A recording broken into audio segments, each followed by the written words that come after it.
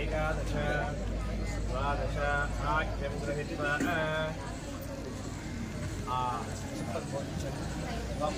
पात्रायै अमृतनिवेदनं परिकल्पयामि निलबडनय सप्तप्रियाणि सप्तहोत्राधात्मस्वाक्षतेन स्वाहा अग्ने सप्तहोत्राय नमः ओम पूर्णाहुतमुत्तमाभ्योति पूर्णाहुतिः स्वाहा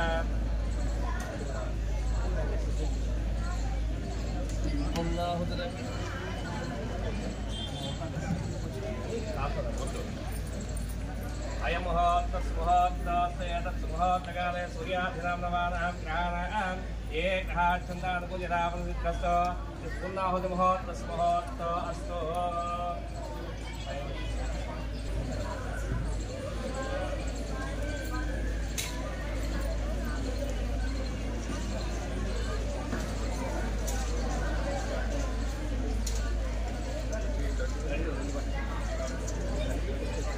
महादेवाय त्र्यंबकाय त्रिपुरान्तकाय त्रिवाक्याय कालाय कंठाय वशिष्ठाय सर्वेश्वराय साक्षाय श्रीमन्महादेवाय ते नमो नमः।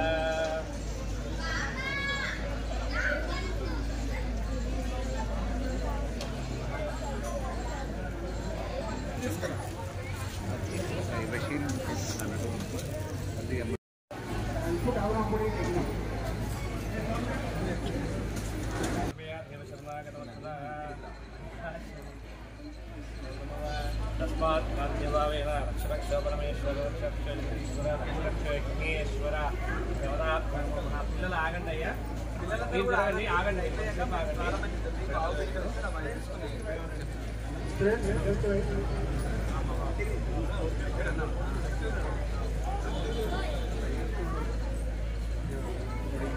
అయిపోయాక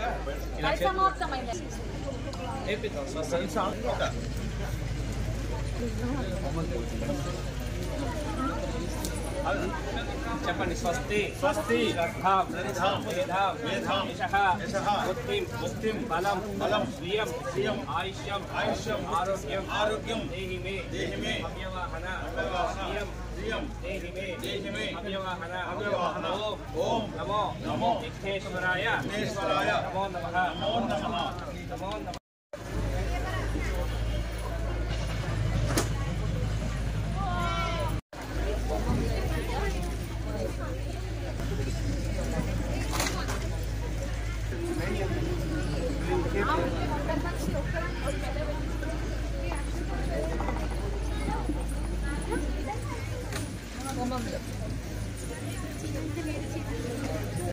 తర్వాత మనకి ఏ సమస్యలు ఉన్నాయి, మనం వాడే వస్తువులు పాజిటివ్గా నెగిటివ్గా గ్రహ దోషాలు ఉన్నాయా లేవో, మీ డేట్ ఆఫ్ బర్త్ లేకున్నా గ్రహ దోషాలు ఉన్నాయా లేవో ప్రతిదీ చెక్ చేసుకోవచ్చు. సైంటిఫిక్ ఆరా స్కాన్ అనేటటువంటిది మనిషిలో ఉన్నటువంటి ఆరా పవరు, ఇది వేసుకునేటటువంటి ఇప్పుడు పట్టీలు కానీ హెయిర్ రింగ్స్ కానీ లేకపోతే ఇంకా బ్రాస్లెట్స్ కానీ రకరకాలవి వాడుతుంటారు కదా, బంగారం కూడా, వాటిలో ఉన్న స్పెట్స్ పెట్టుకుంటే స్పెట్స్లో పాజిటివ్ ఉందా నెగిటివ్ ఉందా ప్రతిదీ చెక్ చేయొచ్చు. ఇప్పుడు ఏంటంటే ఇక్కడ పాజిటివ్ ఎనర్జీ ఏముంది దీని మీద చూడు, దీని మీద ఈ డబ్బల మీద ఏముంది పాజిటివ్ ఎనర్జీ అనేటటువంటిది విన్నారు మీరు. ఓకే, ఈ స్కానర్లో ఈ పాజిటివ్ శాంపుల్ పెట్టినప్పుడు ఏం చూపించాలి, అది పాజిటివ్ ఎనర్జీ చూపించాలి. ఇప్పుడు ఈ అమ్మాయికి గ్రహదోషం ఉందనుకోండి, బుధ గ్రహ దోషం ఉంటే బుధ గ్రహ దోషం ఉందని చూపిస్తుంది, అది అంతే. ఇక సైంటిఫిక్ అంటే అంతే, ఫార్ములాలు ఉంటాయి కదా, ఏది చేస్తే ఏది అవుతుంది అనేటటువంటిది. అలాగే ఏ శాంపుల్ పెడుతున్నామో ఆ శాంపుల్ ఇది క్లియర్గా చూపిస్తుంది, ఇది దోషం ఉంది ఇది లేదు క్లియర్గా. ఇక్కడ కూడా పాజిటివ్ ఎనర్జీ ఉందా లేదా అనేటటువంటిది స్కానర్ నేను పట్టుకున్నప్పుడు, ఈ రెండు ఈ పిళ్ళు పట్టుకున్నప్పుడు ఇలా ఓపెన్ అయింది అనుకోండి, రెండు ఇట్లా విడిపోతాయి, అప్పుడు పాజిటివ్ ఎనర్జీ ఇక్కడ ఉన్నట్టు, లేకపోతే లేనట్లు. ఓకేనా? ఇప్పుడు ఎగ్జాంపుల్ ఇక్కడ ఉందా లేదా పాజిటివ్ ఎనర్జీ ఉందా లేదా, పాజిటివ్ ఎనర్జీ ఉందా లేదా, ఇక్కడ క్లారిటీ ఉండాలి మీకు, సైడ్లో ఉండండి అందరికి. ఎందుకు ఎంత కొంత పాజిటివ్ ఎనర్జీ ఉంది అనమాట, అంటే ఆ మూలికల పవరో లేకపోతే ఆవు నెయ్యి పవరో లేకపోతే ఇంకా ఏదైనా ఉండొచ్చు, కొబ్బరికాయలో కూడా పవర్ ఉంది, ఇలా పూర్తి ఓపెన్ అవుతుంది. ఈ పవర్ ఎంతవరకు ఉంది అనేటటువంటి చెక్ చేసుకోండి. కేవలం ఇంతవరకే ఉంది, మళ్ళీ వెనక్కి వస్తే ఉంది ఇక్కడ వస్తే లేదు. ఇప్పుడు ఇక్కడ అంత మళ్ళీ వెనక్కి వస్తే లేదు. ఇక్కడ 100% ఎక్కడ ఉంది అంటే ఏడైతే హోమం చేశారో ఆడ 100%. ఓకే, ఇప్పుడు సరే అది అవుతుంది. ఇప్పుడు మనం గోమాత పరీక్షలు రాశారు, మీరు అంతా గో విజ్ఞాన పరీక్షలు రాశారు. గో విజ్ఞాన పరీక్షలు రాయడం వల్ల నాలెడ్జ్ వస్తుంది, అవునా? వాస్తవంగా కూడా గోమంత్రం చదివితే కూడా మనకు శక్తి వస్తుందా లేదా అనేది కూడా మనం ప్రాక్టికల్ చూద్దాం, పాజిటివ్ ఎనర్జీ వస్తుందా లేదా అనేది. ఇప్పుడు ఎగ్జాంపుల్లో ఈ వరుసలో ముందు వరుసలో ఉన్న వాళ్ళందరూ కూడా ఓం శ్రీ గోమాత్రే నమః అనండి, గట్టిగా చెప్పాలి. నేను ఇప్పుడు కాదు, చెప్పినప్పుడు అనండి. ఓకే, మెల్లగా స్లో ఓపెన్ అయింది ఎందుకంటే కొంచెం ఓకే వచ్చింది. ఓం శ్రీ గోమాత్రే నమః. చెప్పండి ఓం శ్రీ గోమాత్రే నమః. చెప్పండి ఓం శ్రీ గోమాత్రే నమః. గోమాత్రే నమః అంటే జై శ్రీరామ్, జై శ్రీరామ్. ఇంకా అందరూ కలిసి గాయత్రి మంత్రం చదవండి ఒకసారి.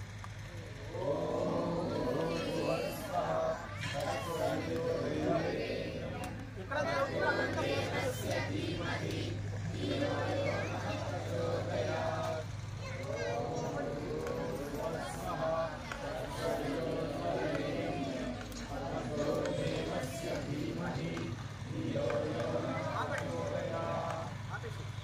ఇప్పుడు ఆ పాజిటివ్ మెల్లిమెల్లి ఇంకా పాజిటివ్ ఉందిరా 50% ఉంది, మెల్లిమెల్లి తగ్గుకుంటూ వస్తుంది.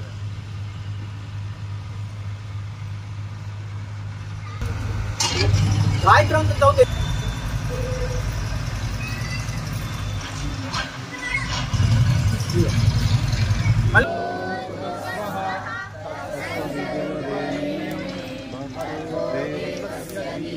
ఇప్పుడు కాయతులందరూ తింటే మీకు బుద్ధి వికాసం జరుగుతుంది, బుద్ధి పెరుగుతుంది, బుద్ధి బలంగా తయారవుతుంది. బుద్ధి ఉంటేనే కదా ఏమైనా చేసేది. బుద్ధి లేకపోతే ఏమంటారు? బుద్ధి లేనివాడు అంటారా లేదా? మీరు బుద్ధి లేని వల్ల బుద్ధి ఉన్న వాళ్ళు అనేటటువంటిది ఎప్పుడు తెలుస్తుంది? ఆవు నేను తిన్నా కూడా బుద్ధి రాకపోతే అప్పుడు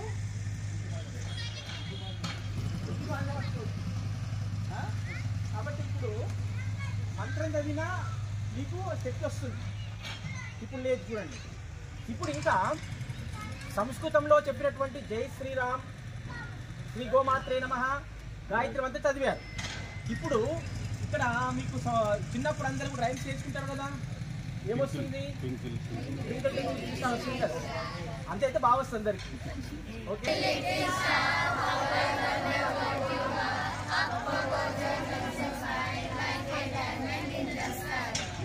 కానీ ఎస్ పాపలు ఉందాం చూద్దాం, అది చెప్పండి.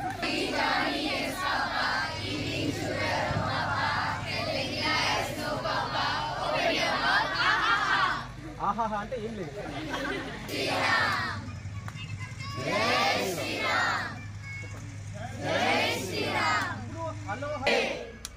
మళ్ళీ లం లం అని ఒక బీజాక్షరం ఉచ్చరించడం వల్ల ఏమవుతుందంటే ఆ చక్ర యాక్టివేట్ అవుతుంది. ఆ చక్రకు నుంచి వచ్చేటటువంటి అనారోగ్య సమస్యలు ఏవైతే ఉన్నాయో, కాళ్ళ నొప్పులు, మోకాళ్ళ నొప్పులు, అవన్నీ కూడా తగ్గిపోతాయి. అది ఎప్పుడంటే భూమిలో ఉన్నటువంటి నెగిటివ్ రేడియేషన్స్ ఏం లేకపోతే. అందుకే మన పూర్వీకులు ఏం చేసేవారంటే దర్భచాప వేసుకొని జపాలు హోమాలు పూజలు చేస్తారు కదా. ఎందుకు దర్భచాప వేస్తారంటే భూమిలో నుంచి వచ్చేటటువంటి అల్ట్రా వైలెట్ కానీ ఇంటర్వైలెట్ రేసెస్ కానీ ఇవన్నీ నెగిటివ్ ఎనర్జీస్ ఉంటే అవి మనకు తగలకుండా మనం చేసినటువంటి జప ఫలితం మనకు దక్కడానికి మనం దర్భచాప ఉపయోగిస్తాం. ఈ రోజున ప్లాస్టిక్ చేపలు ఉపయోగిస్తున్నామా లేదా?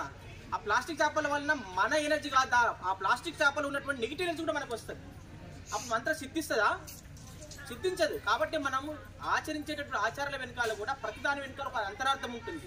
కాబట్టి వాటన్నిటిని కూడా మనము నిత్య జీవితంలో ప్రాక్టికల్గా అనుభవిస్తూ ఉండాలి.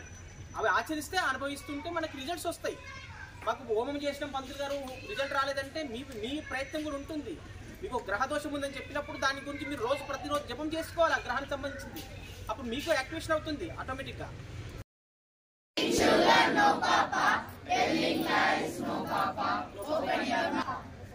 ఎన్నిసార్లు ఆహాహా అన్న మీరు రావట్లేదు. మళ్ళీ ఓం నమో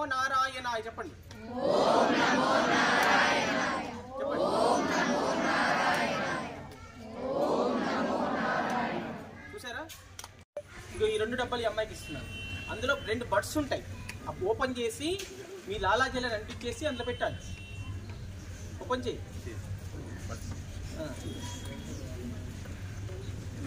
లాలాజలం అంటే 4 టచ్ చేయండి, 2 టచ్ చేయాలి. మళ్ళీ పెట్టాలి లోపల పెట్టేసి మళ్ళీ క్యాప్ పెట్టండి. ఇంకోటి ఇది నక్షత్రాల యొక్క కాంతి. ఒక దీపం వెలిగించామంటే దీపము ఇప్పుడు ఒక బల్బ్ వెలిగించామంటే హై వోల్టేజ్ ఉన్నది ఎక్కువ పవర్ వస్తుందా లేదా? తక్కువ వోల్టేజ్ ఉన్నది తక్కువ పవర్ వస్తుంది. అట్లాగే మనం చేసేటటువంటి సాధనల వల్ల మనకు గ్రహ దోషాలు లేకపోతే, మనం వాడే వస్తువులు కరెక్ట్ అయితే మనకు శక్తి ఎక్కువ ఉంటుంది. గ్రహ దోషాలు లేకపోతే, ఒకవేళ ఏమైనా దోషాలు ఉన్నాయనుకోండి పవర్ తగ్గిపోతుంది ఆటోమేటిక్గా. అది మనం ఇప్పుడు చెక్ చేస్తాం. అక్కడ ఒకవేళ నెగిటివ్ ఉంది అనుకోండి, ఆపై పవర్ తగ్గిపోతుంది. ఇది నెగిటివ్ ఉంటే చూపించేది ఏ వస్తువులో అయినా. ఇదిగో అబ్బాయి కాలం నెగిటివ్ ఉంది అనుకో, అది అంటే అబ్బాయి పడట్లేదు. మళ్ళీ తీయండి. అది వారి చేతుల్లో నెగిటివ్ ఉంది, మళ్ళీ మామూలు ఇగో ఇక్కడ వరకు ఉంది, కరెక్ట్గా ఈ పోల్ వరకు ఉంది. నువ్వు అక్కడికి ముందుకు రా, ఇవి తగ్గిపోయింది. మళ్ళీ వెనక్కి వెళ్ళి సేమ్ ప్లేస్కి వెళ్ళు, ఇక మళ్ళీ పెరిగింది. మళ్ళీ వెనక్కి వెళ్ళు, వెనక్కి ఇదిగో మళ్ళీ సేమ్ ప్లేస్కి రా. ఇది ఇంతవరకు ఆయన పవర్. నేనేం కదలట్లేదు, ఆయనే కదులుతున్నాడుగా. ఇక్కడ మార్పు జరుగుతుందా లేదా? వెనక్కి వెళ్ళి ఒకసారి, ఇదిగో మళ్ళీ సేమ్ ప్లేస్కి రా. ఇది ఈయన పవరు, ఇది ఇంతవరకు పవర్. ఇప్పుడు మళ్ళీ చైన్ తీసుకోండి సార్ మీరు. మళ్ళీ న్యాచురల్ పవర్ వచ్చేసింది. మళ్ళీ చైన్ ఇవ్వండి, ఇగో మళ్ళీ క్లోజ్. అంటే ఉన్న పవర్ మొత్తం దాని వల్ల తగ్గిపోయింది. అంటే ఆయనకి నెగిటివ్. అది న్యాచురల్ పవర్ చేతులు పట్టుకొని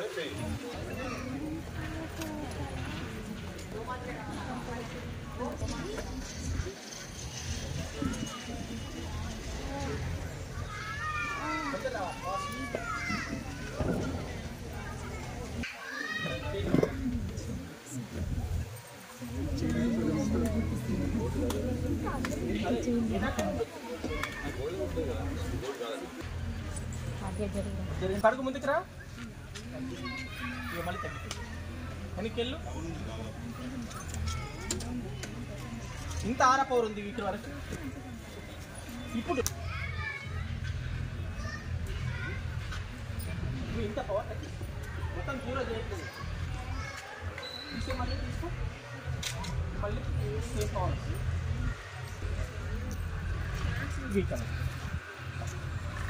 ఇప్పుడు చెప్తుండే కంటిన్యూ. ఒకవేళ ఆమెకు నిజంగా ఈ సెలవు ఆమెది కాబట్టి ఆమెకే వర్తిస్తుంది. మీరు ఎంతమంది ఉన్నా కూడా ఆ మంత్రం చెప్పిస్తే ఆ మంత్రం అనుకూలమైంది అయితే ఇక్కడ ఆర పెరుగుతుంది. ఇగో మంత్రం చెప్పిస్తే కూడా ఆర పెరిగింది చూడండి. ఇట్లా ఒకవేళ మనకు అనుకూలమైనటువంటి మంత్రం ఏదైతే ఉందో అది మనం చెక్ చేసుకొని నిత్య జీవితంలో ఆ మంత్రాన్ని అనుష్ఠానం చేయడం వల్ల మన యొక్క పవర్ పెరుగుతుంది, శక్తి పెంచుకోవచ్చు. కాబట్టి ప్రదక్షిణ చేయకుండా ఎక్కడ వరకు ఉంది? ఇక్కడ వరకు ఉంది. ఇప్పుడు చూడండి,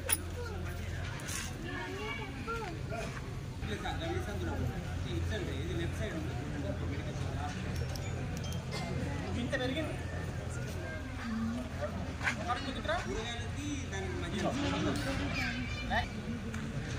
సందులోకి వెళ్ళండి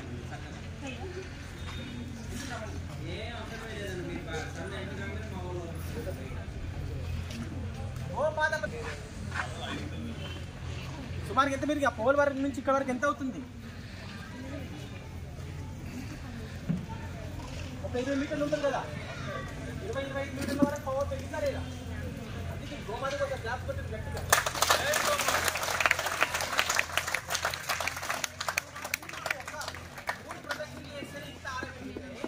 మనం గోమాత సేవ చేసేంత పవర్ ఉంటుంది మనకు రోజు. దాంతో కలిసి ఉంటే, దాంతో మమేకమై ఉంటే ఎంత మనకి ఎనర్జీ ఇస్తుంది.